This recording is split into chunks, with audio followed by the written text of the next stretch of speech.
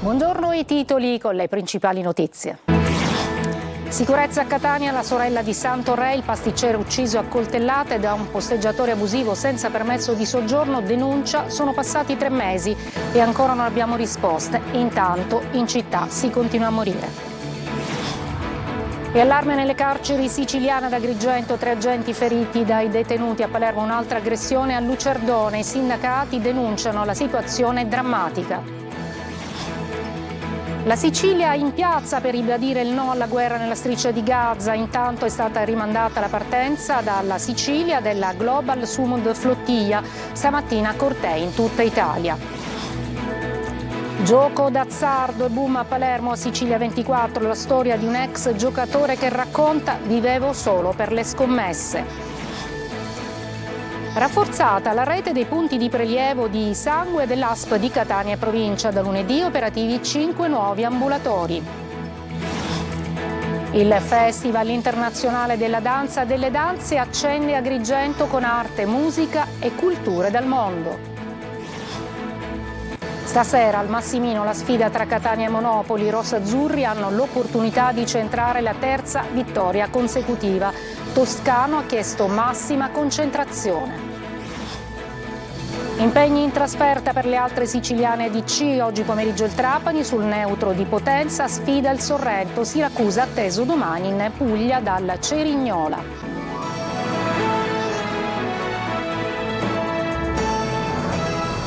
Buongiorno, eccoci. E dunque sicurezza a Catania ancora in primo piano. Parla la sorella di Santoré, il pasticcere ucciso a coltellate da un posteggiatore irregolare, e denuncia: sono passati 3 mesi, ancora non abbiamo risposte. Intanto a Catania si continua a morire. Emanuela Corsi.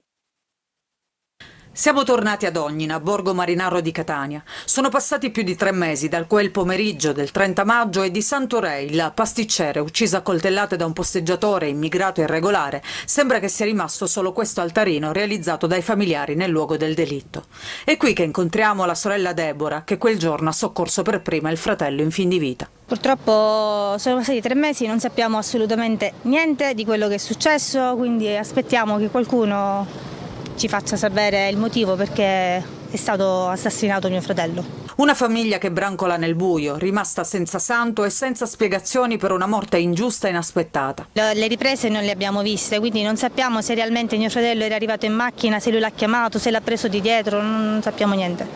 Sappiamo, io per quello che ho visto io quando è arrivato in casa, so che lui ha cercato di difendersi perché aveva tutte le braccia tagliate, a parte tutti gli organi vitali. Quindi lui santo si è difeso, però giustamente era un animale. Qui a Ognina poco è cambiato, i controlli sono ridotti al minimo. Se viene la municipale per controllare i posteggi e basta. Intanto i fatti di cronaca aumentano. Il 30 agosto un posteggiatore è stato ucciso in Corso Sicilia, mentre nei giorni scorsi 2 turiste sono state violentate da 3 giovani.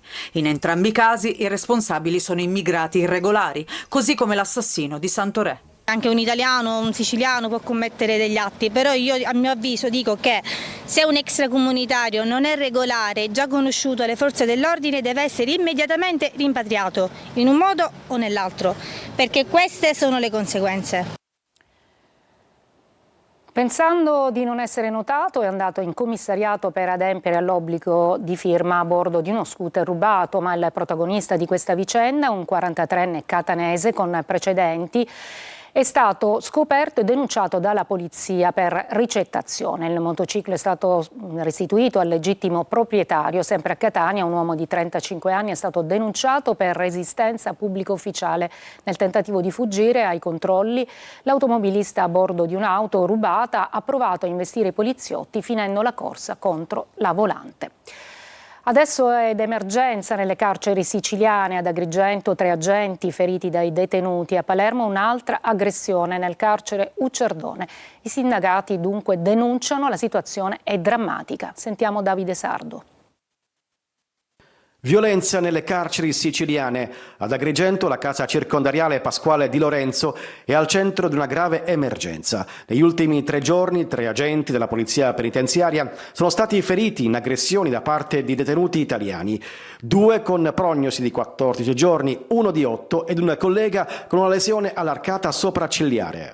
Un dialogo con i sindacati penso che sia necessario in una situazione così difficile, quindi speriamo che l'amministrazione a livello nazionale tenga conto anche delle difficoltà che in questo momento la Sicilia e Agrigento complessivamente vivono e ci mettano mano realmente, perché siamo pronti a scendere in piazza a far sentire la voce dei lavoratori che oggi sono maltrattati, bistrattati, feriti, mortificati e umiliati, e i diritti gli vengono soppressi ogni giorno per garantire ordine e sicurezza e eventualmente anche il trattamento. A Palermo, nel carcere Ucciardone, un agente è stato aggredito da un detenuto nella 9ª sezione, colpito con pugni e calci. Trasportato al pronto soccorso, l'agente è salvo per miracolo.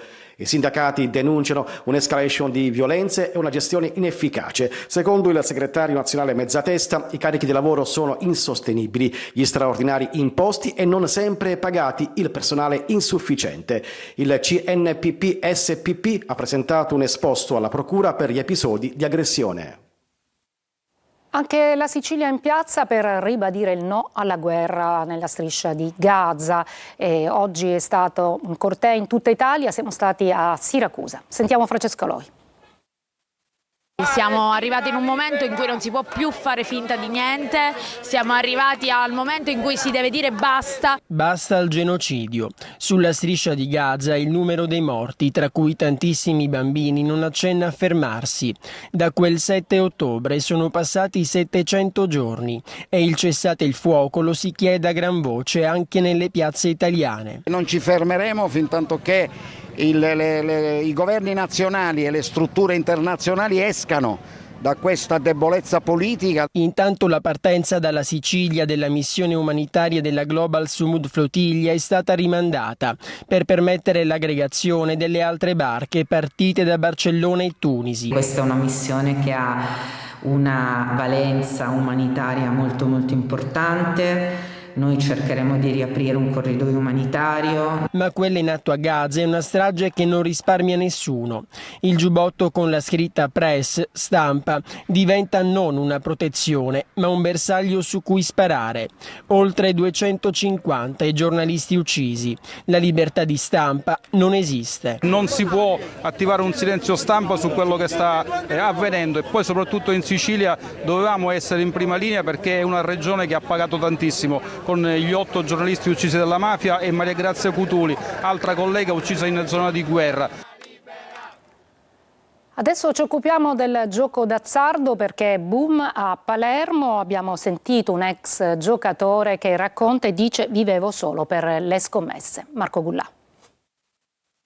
Boom del gioco d'azzardo a Palermo. Nel 2024, nel capoluogo, il volume complessivo delle giocate tra canali fisici e digitali ha raggiunto i 2,39 miliardi di euro, con una spesa media pro capite di 4.548 euro per adulto. Le perdite complessive stimate sono pari a circa 280 milioni di euro, con una crescita evidente della raccolta rispetto al 2019. Numeri decisamente preoccupanti. Palermo è tra le città in Italia dove si gioca di più.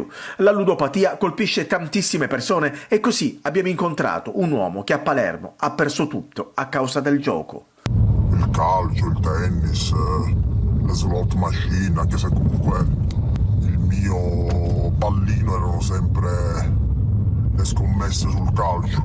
Io percepivo uno stipendio di 1.700 euro e ne giocavo al mese almeno 4.000, 5.000. Da dove li prendevo da dovunque, soldi di mia madre, di mio padre, rubavo anche a mia moglie, pur di giocare. Palermo si conferma così tra le città italiane con la maggiore incidenza del gioco d'azzardo sulla popolazione, con un impatto sociale significativo. Avevo questo demone dentro, alla fine comunque adesso con mia moglie sono riuscito a mantenere i rapporti, anche se non siamo più insieme, però ho giocato molto. È un demone che ti prende, un demone che non riesco più a far uscire, che ti fa giocare su tutto. Tu ti alzi la mattina e pensi soltanto a giocare. A Siracusa i carabinieri hanno denunciato un posteggiatore abusivo che aveva minacciato e picchiato un turista perché si rifiutava di dargli del denaro. Il posteggiatore, un tunisino senza fissa dimora, è accusato di estorsione. Un caso di West Nile a Palermo, a risultare positivo al test della febbre del Nilo, un palermitano di 30 anni residente a Voghera. Sentiamo Marco Gullà. Un caso di West Nile a Palermo. Un uomo di 30 anni, palermitano con il domicilio a Voghera, dove lavora, è risultato essere positivo al test del virus. L'uomo è arrivato al pronto soccorso dell'ospedale Ingrassia 2 giorni fa con febbre alta e stanchezza e l'equipe medica ha intuito potesse avere contratto il virus della febbre del Nilo. Sono stati così fatti degli esami sul sangue che sono risultati positivi al virus. La conferma è arrivata dal laboratorio di biologia molecolare dell'ASP. Il paziente è stato così trasferito nel reparto di malattie infettive del Policlinico Paolo Giaccone. Il paziente continua a lamentare febbre e cefalea, ma le condizioni generali sono assolutamente buone, gli esami ematochimici sono normali, continueremo a fare ulteriori accertamenti, però ripeto, tutto sembra che stia andando per il meglio. A fine agosto l'allarme, poi sconfessato, era scattato per una donna di 73 anni che era stata ricoverata in terapia intensiva al Policlinico per un sospetto di West Nile. Il caso non rappresenta nemmeno una fonte di contagio per altre persone. Ricordiamo che una zanzara, anche se dovesse pungere questa persona, non sarà in grado di trasmettere l'infezione ad altre persone. Inoltre questo caso è stato acquisito a Voghera, quindi non in Sicilia.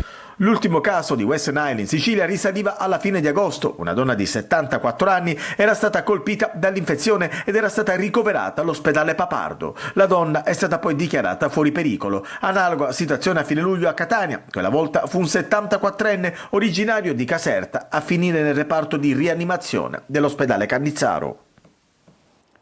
Rafforzata la rete dei punti di prelievo di sangue dell'ASP di Catania e provincia. Da lunedì operativi 5 nuovi ambulatori. Orazio Longo. L'obiettivo è rendere i servizi di diagnostica più vicini e facilmente accessibili ai cittadini. Da lunedì a Catania e provincia sarà operativa la nuova organizzazione della rete dei punti prelievo dell'ASP con 24 sedi, di cui 5 di nuova istituzione. L'iniziativa è realizzata su indirizzo della direzione strategica del Dipartimento di Diagnostica di Laboratorio, inserita nella strategia delineata dall'assessorato regionale alla salute. I punti prelievo hanno uno scopo ben preciso, che è quello ovviamente di essere il punto di accesso in cui fare il prelievo del sangue, che poi viene elaborato per la refertazione presso i nostri laboratori dell'ASP di Catania, e la restituzione del referto di nuovo nel punto ovviamente di accesso originariamente individuato dall'utente stesso. Nei presidi ospedalieri di Acireale, Biancavilla, Bronte Caltagirone Giarre, Militello e Paternò i punti prelievo saranno aperti da lunedì a sabato dalle 7:30 alle 10:30. L'accesso al servizio è libero, senza prenotazione, è necessaria prescrizione del medico curante. A Lampedusa 97 migranti sono sbarcati fra la tarda serata di ieri e la notte. A soccorrere le 4 imbarcazioni sono state le motovedette della Capitaneria di Porto e dell'assetto Frontex. In 24 ore ci sono stati 8 sbarchi per un totale di 277 persone. Breve pausa e poi ad Agrigento per il Festival Internazionale della Danza.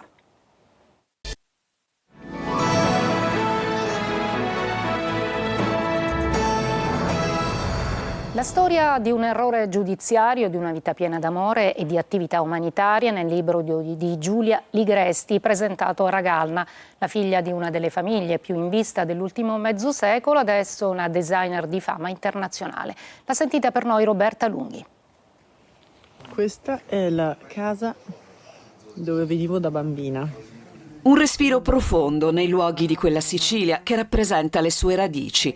Giulia Ligresti, figlia di Salvatore, l'ingegnere Ligresti, nato a Paternò, l'uomo che ha delineato e progettato la Milano di oggi e che tra edilizia, assicurazioni, grande finanza e inchieste è stato il padre di una delle famiglie italiane più in vista dell'ultimo mezzo secolo. Lei, Giulia, si è ritrovata a Ragalna a passeggiare fra i ricordi. È stata un'emozione enorme venire a Ragalna, dove io trascorrevo le estati quando ero bambina. C'era la casa dei nonni che da Paternò si spostavano qui perché c'era la casa delle vacanze, e poi oggi ho visitato Paternò, dove ancora abbiamo anche lì la casa dei nonni, il negozio di tessuti di mia nonna Ione. Sì, è una terra che proprio mi è rimasta nel cuore. Un cognome che pesa e occhi azzurrissimi che fanno trasparire l'intensità di una vita a tinte forti, raccontata per quel legittimo desiderio di verità in Niente è come sembra, il libro nel quale ripercorre l'inferno del carcere vissuto da innocente e di quella liberazione per l'inesistenza dei fatti contestati. Ma il libro non è solo il racconto di un clamoroso errore giudiziario. Non voleva essere solo quello perché sarebbe stato noioso, e invece ho voluto un po' raccontare la mia vita in ordine sparso. C'è quella vicenda sicuramente, ma ci sono anche le mie missioni umanitarie negli angoli più difficili del mondo, da Gaza all'Afghanistan, dove ho visto veramente paesi dove la libertà negata è qualcosa che fa parte della quotidianità. Diciamo love alla fine? Sì, quello è il mio, insomma, la parola d'ordine per vivere felici. Il Festival internazionale della danza delle danze accende Agrigento con arte, musica e culture dal mondo. Davide Sardo. L'8ª edizione del Festival internazionale della danza e delle danze porta ad Agrigento prestigio e suggestione con la firma dell'alta classe Accademia dello Spettacolo. Tra i momenti più attesi, l'anteprima mondiale di Akragas, la città più bella tra i mortali, da Pindaro a Battiato, con i sussurri di Pirandello e Camilleri, creazione di Maria Pia Liotta con protagonista Alma Manera, il corpo di ballo guidato da Egon Polzone e musiche curate da Carlo Zannetti. Essere in questo contesto, in questa cornice perfetta per questo festival, ma anche per questa prima rappresentazione che mescola diversi generi musicali e cita Camilleri, cita Pirandello e iniziamo anche con una frase storica di Dante. E questa opera nasce per il desiderio di cantare Agrigento e ricordare quello che era e quello che può continuare ad essere. Il festival intreccia danza, musica e culture internazionali. Grande attenzione anche ai giovani talenti con il premio Carla Fracci, giunto alla 4ª edizione, e con il ritorno del prestigioso Schiaccianoci d'Oro, che rappresentano 2 momenti di altissimo valore artistico e simbolico.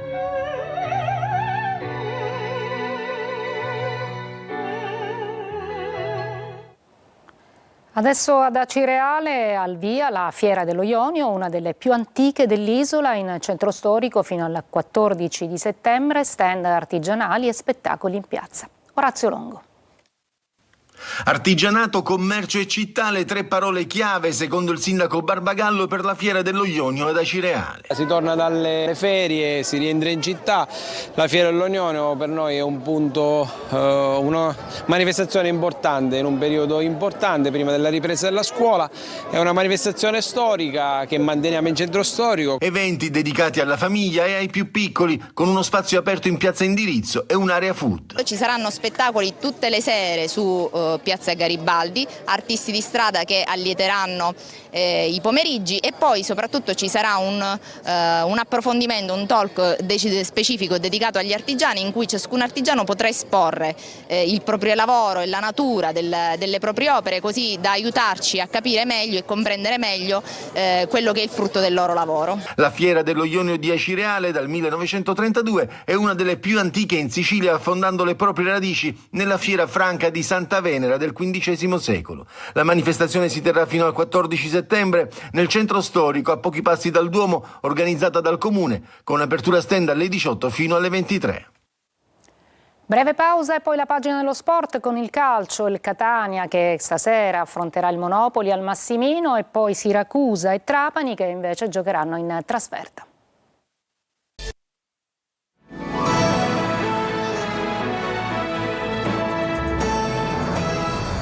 Stasera al Massimino Catania in campo contro il Monopoli, rossazzurri che hanno l'opportunità di centrare la 3ª vittoria consecutiva, ma Toscano ha chiesto massima concentrazione. Francesco Triolo. Non ha nascosto le insidie, anzi per questo Mimmo Toscano, in vista della partita di questa sera contro il Monopoli, ha chiesto concentrazione ai suoi ragazzi. È una delle due parole chiave che ha utilizzato ieri nel presentare il match. L'altra è costanza, perché dopo 2 vittorie consecutive è proprio quello che il Catania deve dimostrare a se stesso prima di tutto. Toscano dovrebbe confermare la stessa formazione schierata nelle prime 2 gare, ma a centrocampo stavolta la situazione è un po' più di emergenza, soprattutto perché Aloy e Corbari hanno disputato 180 minuti di intensità e qualità, dovrebbero giocare, ma Jimenez e Martic in mediana sono opzioni anche a partite in corso. Jimenez, tra l'altro, ha impressionato Toscano nella gara di Cava e quindi le sue quotazioni sono in crescita. Dovrebbero essere solo questi i dubbi, con la conferma comunque di Forte in avanti, visto che per Caturano lo stesso Toscano ha detto che i tempi ancora sono precoci. Di fronte i rossazzurri avranno una delle squadre più rognose del girone, un Monopoli che ha confermato lo stesso allenatore e lo stesso atteggiamento consolidato di gioco. La vittoria di Siracusa ha dato ulteriore fiducia. Colombo potrebbe dare spazio a Volpe, che ha però pochi allenamenti nelle gambe e quindi potrebbe entrare anche a partire in corso. Calcio d'inizio alle 20:30 e da mezz'ora prima su Telecolor appuntamento con Diretta Stadio, 3 ore live dal Massimino con il racconto del match di Angelo Patanei, Carlo Breve e Marco Carri, le interviste ai protagonisti in anteprima nel post gara, le analisi dei nostri inviati e in studio i messaggi WhatsApp, i risultati e classifiche, in più i contributi social e il live streaming su siciliaweb.it. Impegni in trasferta per le altre siciliane di C. Oggi pomeriggio il Trapani gioca sul neutro di Potenza contro il Sorrento. Siracusa atteso domani in Puglia dal Cerignola. Sergio Colosi. Cancellare lo 0 in classifica, migliorare la condizione ed evitare distrazioni. Tra necessità, crescita e futuro, il Siracusa sarà ospite domani sera dell'Audace Cerignola, primo appuntamento di un trittico severo. Seguiranno la gara casalinga con il Benevento e la trasferta di Crotone. Il Siracusa paga un mercato tardivo, con alcuni calciatori senza preparazione estiva, rimasti a casa Cancellieri e Parigini, convocati Frisenna e Pacciardi, che insieme a Damian farà il suo esordio in azzurro. Operato Molina 1 mese e mezzo per il ritorno in campo. Non firmerei per un pareggio perché chiaramente l'atteggiamento della mia squadra non è un atteggiamento di una squadra che gioca per fare un punto o per speculare sul risultato. Noi andiamo chiaramente a fare la nostra partita, poi se il campo dirà che meritiamo 0, 1, 3 punti prenderemo quello che viene. Ma penso che dal punto di vista dell'idea e della fisionomia della squadra già abbiamo visto un qualcosa di quello che sarà il vero Siracusa. 2 punti contro Picerno e Potenza per un Cerignola senza vittorie. Continuità e primo blitz esterno nei piani del Trapani, che sul neutro di Potenza affronta il Sorrento fermo a 1 punto. Trapani in forma, carico e imbattuto, alla ricerca di un'identità definita dopo la prova modesta di Casarano e l'incontro brillante con il Latina. Una prestazione come quella di sabato che abbiamo fatto contro il Latina dà entusiasmo, dà fiducia, dà autostima e quindi ci ha permesso di lavorare molto bene in settimana con la tranquillità giusta, la serenità, ma senza tralasciare nulla o senza abbassare la guardia, perché sappiamo che ogni partita in questo campionato è molto difficile. 24 convocati, assenti l'infortunato Nicoli e il moldavo Motok impegnato in nazionale, stesso 11 di sabato scorso. Michele Avella è un nuovo calciatore del Palermo. Il club di Viale del Fante ha ufficializzato l'ingaggio del portiere classe 2000 svincolato dal Brescia. L'estremo difensore, che ha firmato con i rosanero un contratto a fine 2026, è stato scelto per rimpiazzare gli infortunati Gomis e Bardi. A Palermo Michele Avella farà da secondo alla finlandese Joronen. È tutto per questa edizione, la prossima alle 19. Grazie per l'attenzione e buon fine settimana.